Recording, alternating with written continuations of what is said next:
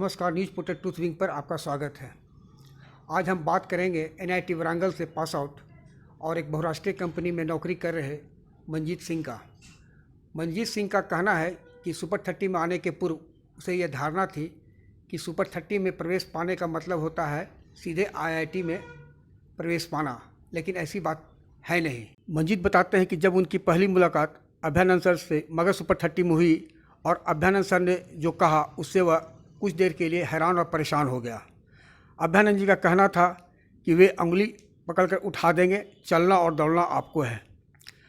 Abhayanand sir ने हम बच्चों को बताया कि ये बातें मैं हर साल यहाँ प्रवेश पाने वाले बच्चों को बताते रहा हूँ। नमस्कार, मेरा नाम मनजीत सिंह है। मैं सुपर 30 2014-16 बैच का छात्र हूँ। एनआईटी वारंगल से बीटेक की। बीटेक के बाद एनसिस में मैं प्रोडक्ट स्पेशलिस्ट के पद पे हूँ। घर के मोह माया वाले वातावरण में पढ़ पाना बहुत मुश्किल होता है, ये मैंने शुरू में ही समझ रखा था। सुपर 30 में जब शुरुआत के दिन थे तो उस समय का वातावरण ऐसा होता था कि बहुत से छात्र चीज़ों के बारे में कंप्लेन करते थे, क्योंकि सबको आदत होती है कि टीचर आएंगे, पढ़ाएंगे और फिर कुछ होमवर्क देंगे, फिर उसे करेंगे। अभियान सर की एक और ख़ास बात मुझे याद आ रही है। वो कहते थे कि सुपर 30 में एडमिशन होने से ये गारंटी नहीं हो जाती कि आप आईआईटी में चले जाएंगे।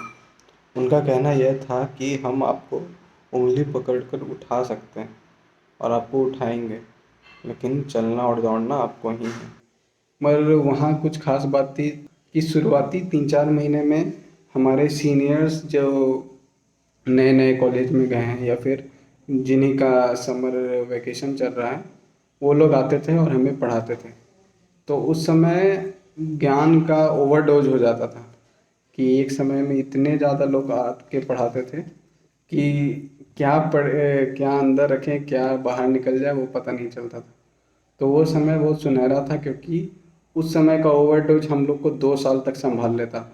समय में वीरेंद्र सर आते थे केमिस्ट्री पढ़ाने, बीएन सर आते थे फिजिक्स पढ़ाने और मैथ के लिए पटना से पंकज सर आते थे।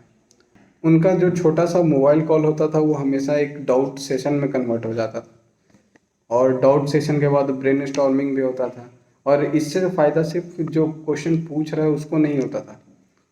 तो अभ्यानंद सर की यही आदत है कि वो पूरे क्लास को इन्वॉल्व करवा देते थे कि एक छोटे से डाउट से कैसे रूट कॉज करके सबको उसी डाउट के थ्रू डिफरेंट कॉन्सेप्ट कैसे समझाया जाए।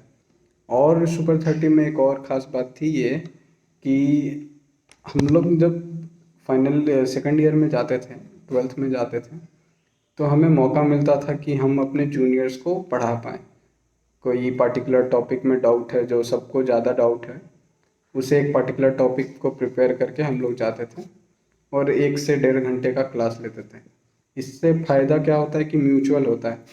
हमें भी अपने पुराने 11th या 12th के जो भी टॉपिक्स हैं उस पर कमांड बढ़ जाता था, और दूसरा उनको फ़ायदा होता था कि कम समय में ही उन लोग को एक्सपीरियंस के बतौर सारा ज्ञान मिल जाता था।